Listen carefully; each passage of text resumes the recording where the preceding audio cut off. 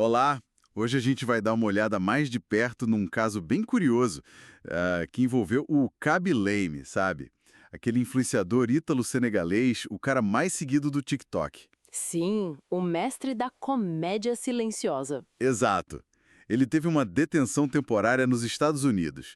A gente se baseou em notícias de agências como AFP, ANSA e outros veículos que cobriram isso. Uhum. E o nosso objetivo aqui é entender o que rolou de verdade. Não só o incidente em si, que parece ser um problema de visto, Uma questão burocrática, né? isso, mas também como isso virou de repente uma coisa com um quê de política. Como que um fenômeno da internet, conhecido por não falar nada, acaba no meio dessa discussão sobre imigração nos EUA. Vamos tentar desembrulhar isso. É importante, acho, começar pelo tamanho dele, né? Kaby Lame não é só mais um TikToker. Ele é o maior do mundo na plataforma. Impressionante. E a fama veio daqueles vídeos geniais, né?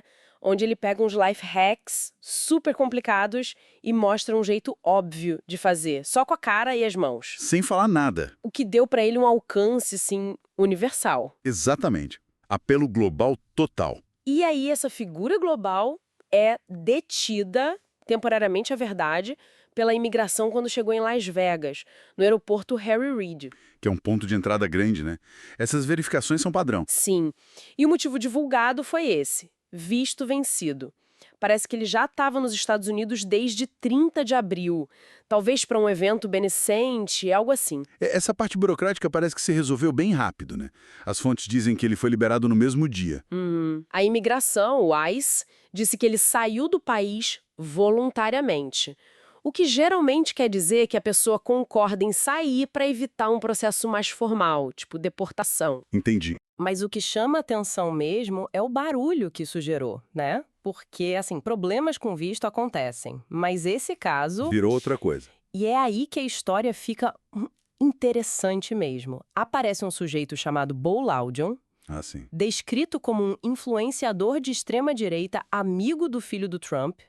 E ele vem a público, lá no X, antigo Twitter, e diz que ele meio que contribuiu para a detenção do Lame. Como assim contribuiu? Pois é, ele afirmou ter trabalhado com o que ele chamou de Departamento de Segurança Interna do presidente Trump.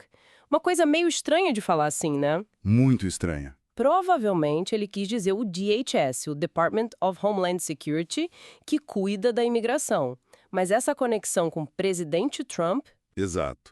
E vinculando a uma administração passada e, tipo, a uma intenção política clara. Politizando totalmente, né? Totalmente. E visou palavras fortes. Chamou Lame de esquerdista e alien ilegal. É super importante frisar. Isso é o que ele alegou, tá? Claro. Não tem confirmação oficial nenhuma dessa suposta influência política por trás da ação da imigração. E o Kaby Lame, silêncio total. Não falou nada sobre isso.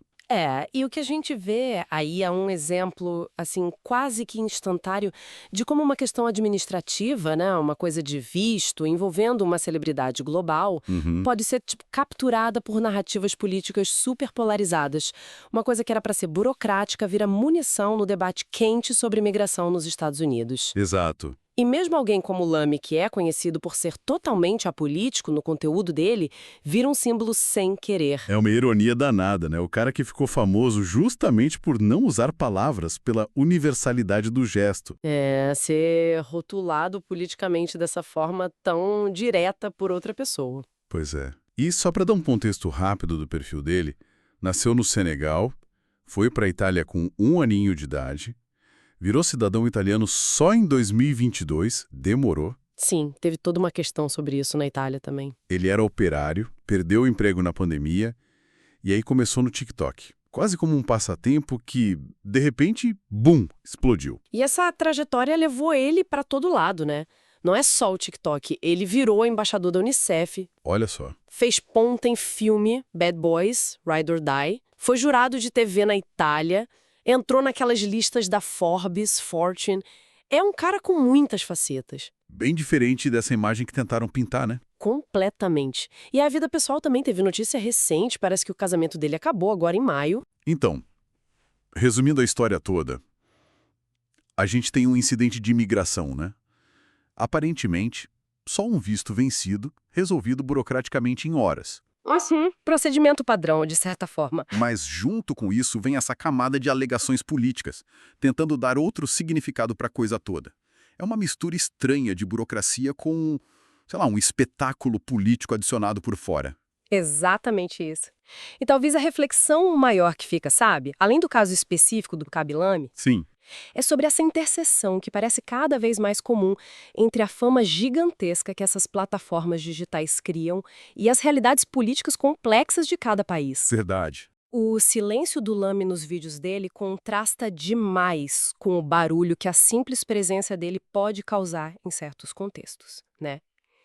E isso levanta uma questão, eu acho. Nessa era de hipervisibilidade digital, até onde uma figura pública consegue realmente controlar a própria narrativa? Principalmente quando ela vira, sem querer, uma peça em jogos políticos que não são dela. Fica aí pra gente pensar.